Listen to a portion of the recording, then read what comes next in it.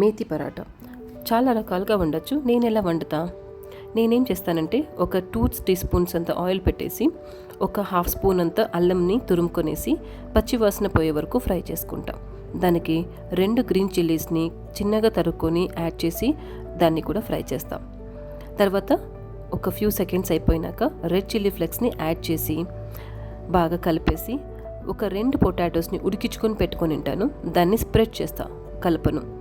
So దాని పైన కడిగి ఆరపెట్టుకొని చిన్నగా తరుక్కున్న మెంతాకుని కూడా స్ప్రెడ్ చేస్తాం. ఇలా ఒక 5 మినిట్స్ సిమ్లో మగ్గనిస్తాను. ఆకుకూర కాబట్టి ప్రతిసారి కలపడంతో చాలా స్మాష్ అయిపోతుంది. సో పొటాటోస్కి బాగా methi flavour, red chilli flavour, అల్లం ఫ్లేవర్ అంతా బాగా తగులుతుంది కాబట్టి సిమ్లో పెట్టి అలా మగ్గిచ్చేసి ఈవెన్ మధ్యలో సాల్ట్ కూడా నేను అలా స్ప్రెడ్ చేసేసి దాన్ని మళ్ళీ మూత పెట్టేస్తాను.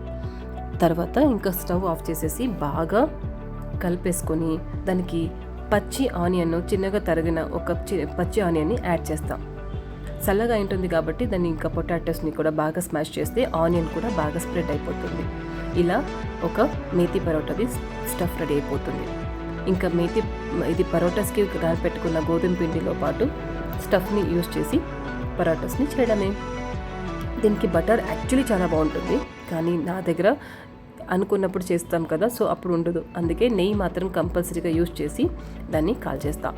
సో దాని తర్వాత దాన్ని మ్యాంగో పిక్కల్ కానీ లేకపోతే గార్లిక్ పిక్కల్ కానీ వాడడంతో టేస్ట్ చాలా బాగుంటుంది.